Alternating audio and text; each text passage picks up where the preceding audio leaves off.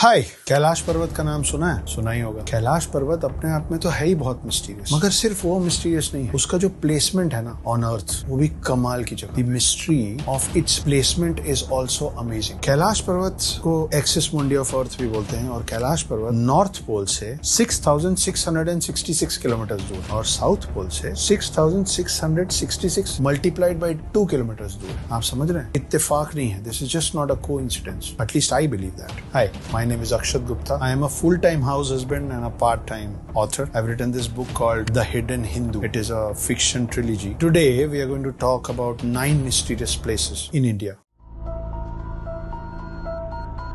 अभी मैंने आपको 9 में से एक तो बता दिया है, Kailash Parvat, but we will go a little more deeper into what Kailash Parvat है। बहुत सारे लोगों ने कैलाश पर्वत के बारे में बहुत सारी बातें सुनी हुई हैं। मैं कोशिश करूंगा कि मैं आपको कुछ नई चीजें बताऊं, जैसे कि कैलाश पर्वत में जाने वाले लोगों का एक्सपीरियंस कुछ ऐसा रहा है कि वहां जाने वाले लोगों के नाखून और बाल 3 गुना तेजी से बढ़ते हैं। फॉर एग्जाम्पल, अगर आपका एक हफ्ते में आपके नेल्स बढ़ते हैं तो वहां पे 2-3 दिन के अंदर वो पोजिशन आ जाता है आपके नेल्स का। और लोगों का ऐसा भी मानना है कि वहां जाने वाले लोगों का एज भी तेजी से बढ़ता है। सो वी व्हेन गो और reach Kailash Parvat, we start ageing faster. Science के पास इस बात का कोई पुख्ता जवाब नहीं। शायद ये एक और रीजन है बहुत सारे कैलाश की मिस्ट्रीज के बीच में, जिसकी वजह से हम लोग माउंट एवरेस्ट तो चढ़ पाए, जो कि कैलाश पर्वत से भी ऊंचा है, मगर कैलाश पर्वत कोई नहीं चढ़ पाता। सेकंड, मानसरोवर लेक का नाम सुना है? आई एम श्योर सुना होगा। मानसरोवर लगभग सबने सुना है। कैलाश पर्वत के फुटहिल पे है, शांत पानी। It is a lake as every other lake is, मगर it is on the highest of altitudes on earth. Mansarovar lake के बिल्कुल पास में एक और लेक जिसके बारे में कम लोगों को पता है, उसका नाम है राक्षस ताल। जो राक्षस ताल है उसका पानी खारा है, समंदर के पानी जैसा। आप इसको पी नहीं सकते, उसके आसपास में कोई वेजिटेशन नहीं होता है, उसके आसपास फूल पत्ती कुछ नहीं होती है, और राक्षस ताल में लगातार लहरें आती हैं। साइंस के पास अब तक इस बात का जवाब नहीं है कि एक ही क्लाइमेटिक कंडीशन में, एक ही ऑल्टीट्यूड में 2 अलग अलग लेक्स जिसका पानी, जिसकी तासीर, जिसका स्वभाव बिल्कुल अलग अलग है,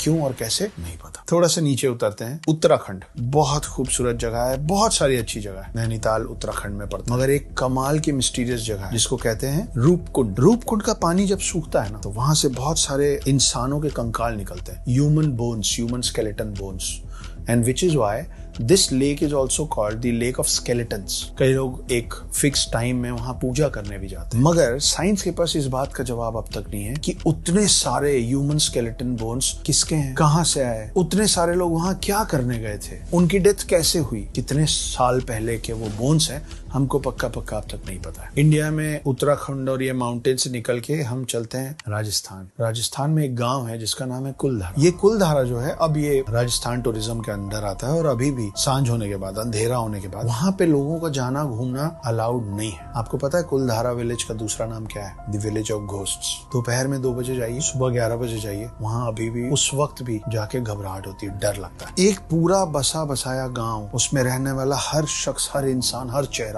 सब एक रात में गायब हो गए, और हमें अभी तक नहीं पता कि एक पूरा गांव कहाँ चला गया। अब वहां सिर्फ खाली घर है। चलिए, रातों रात पूरा गांव वहां से उठ के चला गया होगा, तो राजस्थान जैसी जगह पे जब इतने सारे लोग वहां से निकले होंगे, पैरों के निशान छूटे होंगे, खाने की चीजें लेके गए होंगे, तैयारी से गए होंगे। कोई तैयारी से नहीं गया। लोगों ने खाना चढ़ाया था बनाने के लिए, जो सुबह जला हुआ मिला, जलता पकता खाना छोड़ के एक पूरा गाँव गायब हो। कैसे? नहीं पता। राजस्थान के पास एक खूबसूरत सा और स्टेट है गुजरात। हम बड़ी सारी कहानियां सुनते हैं ना, कृष्ण की द्वारका नगरी, और ज्यादातर लोग उसको माइथोलॉजी बोल के डिस्कार्ड कर देते। सबमर्ज द्वारका सच में मिला है, अभी भी शोध चल रहा है। लेकिन आप सोचिए कि एक पूरा शहर, आप इमेजिन कर सकते हैं कि मुंबई या गोवा जैसा एक पूरा शहर डूब जाए, पानी के कई फीट अंदर चला जाए। ये सच है। कृष्ण की नगरी द्वारका थी, और कृष्ण जी ने अर्जुन से कहा था कि ऐसा होने वाला है, तो वहाँ की सारी महिलाओं को, सारे बच्चों को बचाओ, वहां से ले जाओ अपने साथ। उनको सबको अर्जुन ले गए थे, और पूरी द्वारका नगरी डूब गई। उसके अवशेष अभी भी पानी में हैं, और पता नहीं कितनी मिस्ट्रीज उस पानी में, उस द्वारका नगरी के अंदर दबी हुई। We still need to find and discover those. कोने से अब चलते हैं इंडिया के बीच में, हिंदुस्तान का दिल देखो, मध्य प्रदेश। एमपी में अमरकंटक नाम का एक छोटा सा कस्बा है। बहुत मान्यता है उस जगह की,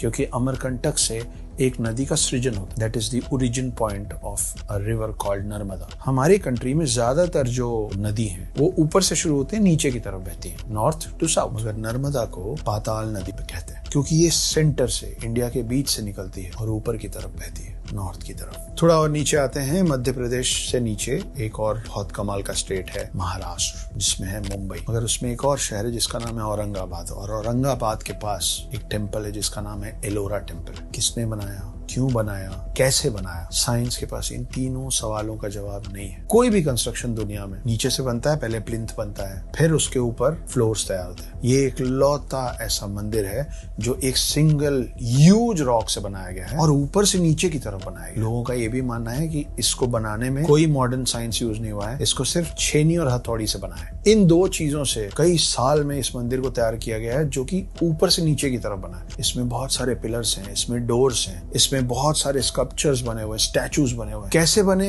क्यों बने, कैसे बनाया गया, आज का मॉडर्न आर्किटेक्चर हमको आंसर नहीं कर पा। इस मंदिर को बनते समय जो रॉक्स निकले होंगे ना, वो it would be somewhere around 4 lakh ton, 4 lakh ton पत्थर उसमें से तोड़ के निकाले गए होंगे इस मंदिर को शेप देने। पर इस मंदिर के कई किलोमीटर के दायरे में ये 4 लाख टन पत्थर, जो इस पत्थर का अवशेष है, नहीं मिला। कहाँ गया नहीं पता। ये आज भी आर्किटेक्चर समझ नहीं पा रहे हैं आर्किटेक्ट्स की इस मंदिर को कैसे बनाया गया है। मध्य प्रदेश हो गया, महाराष्ट्र हो गया, एक कमाल का मंदिर आता है डाउन साउथ, उसका नाम है वीरभद्र टेम्पल। वीरभद्र को टेम्पल ऑफ पिलर्स भी कहते हैं। इसमें बहुत सारे खंबे हैं, जिसमें से एक खास पिलर, वो पिलर जमीन टच नहीं करता, it is the hanging pillar inside the temple. इस मंदिर में पूजा करने का और अपनी इच्छा व्यक्त करने का तरीका यह है कि इस पिलर के नीचे से चुन्नी निकाली जाती है और अपनी इच्छा मानी जाती है। ये तो नॉर्मल है। एबनॉर्मल ये है कि कई बार इस चीज को अलग अलग एराज में समझने की कोशिश की गई कि ये तो लटका हुआ पिलर है, तो एक काम करते हैं, इसको हटा दें। ये पिलर मंदिर को सपोर्ट नहीं कर रहा है, लेकिन अगर आप इस पिलर को हटाने जाते हैं तो इसके रूफ में क्रैक्स पड़ने लग जाते हैं। माने ये कि अगर इस हैंगिंग पिलर को इस मंदिर से हटाया गया तो ये मंदिर कोलैप्स हो सकता है। ये हैंगिंग पिलर का क्या सीन है, ये कैसे हुआ? जब ये सपोर्ट नहीं कर रहा है तो इसको हटाने से मंदिर क्यों कोलैप्स हो सकता है? आर्किटेक्ट्स के पास,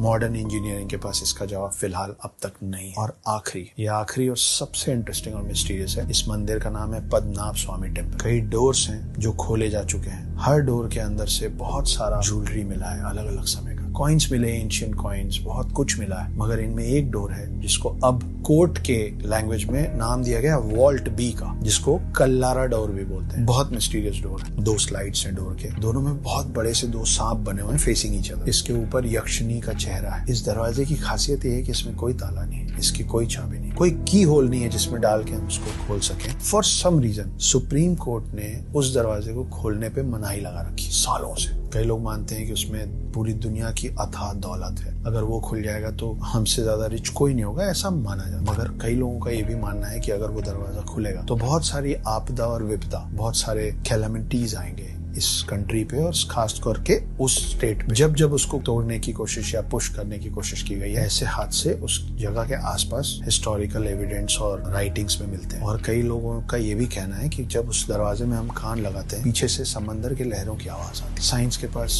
इस बात का जवाब नहीं कि वो दरवाजा कैसे खुलेगा, और हमें नहीं पता कि उस दरवाजे के पीछे क्या है। मगर ये बहुत अजीब बात नहीं है कि एक दरवाजे के पीछे से किसी को समंदर के लहरों की आवाज आ रही है। These were the 9 mysterious places of India। बहुत सारे लोग इन 9 मिस्टीरियस प्लेसेस की मिस्ट्रीज का आंसर्स ढूंढ रहे हैं। मुझे मिलेगा तो मैं आपको बताऊंगा। आपको जो इस बारे में और पता है मुझसे शेयर कीजिए। My name is Akshat Gupta. I am a full time house husband and a part time author. Try and read the hidden.